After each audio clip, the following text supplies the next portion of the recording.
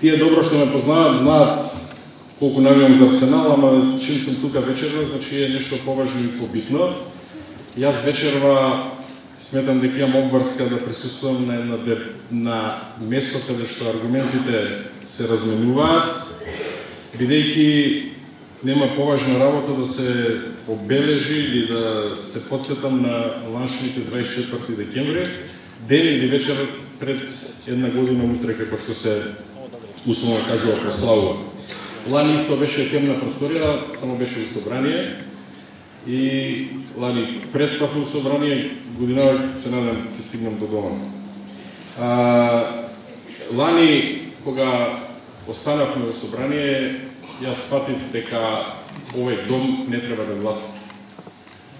Сфатив дека секој граѓанин кој што ќе излезе на избори, кои што се организирани од тоталитарна власт или диктаторска власт, станува соучесник во тие избори.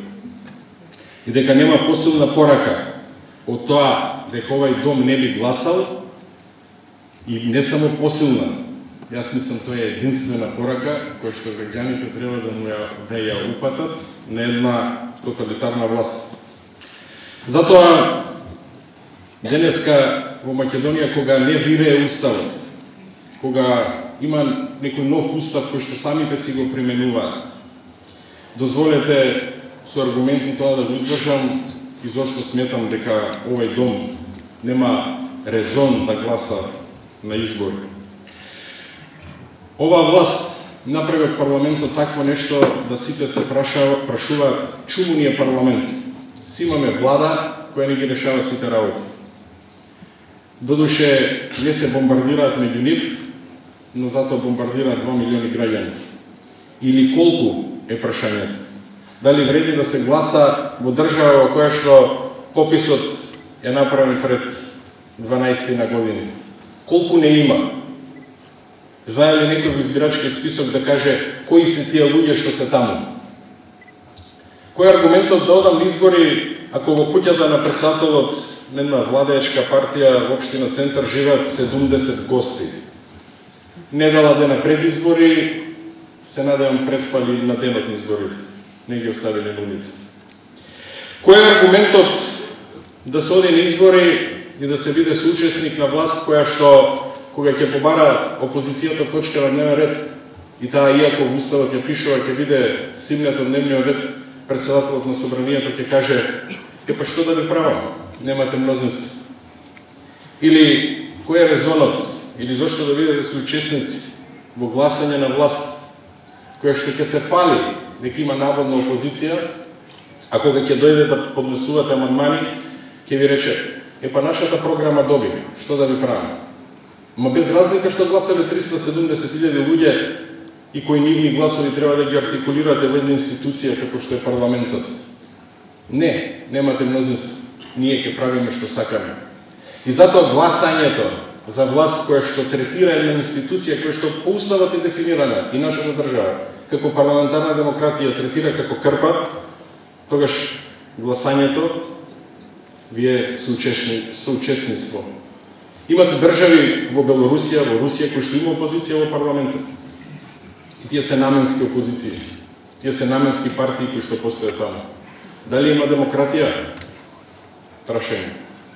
И затоа, за да се испрати најсилната порака кон една тоталитарна власт, овој дом не треба да гласа на избори.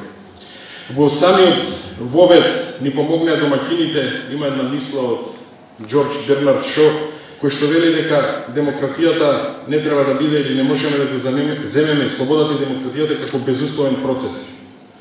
Ние свативме, се надевам многу повеќе луѓе од мене, дека играњето власт е опасна работа. Не го почитуваат вашето мислење, тука единствено важи етикетата.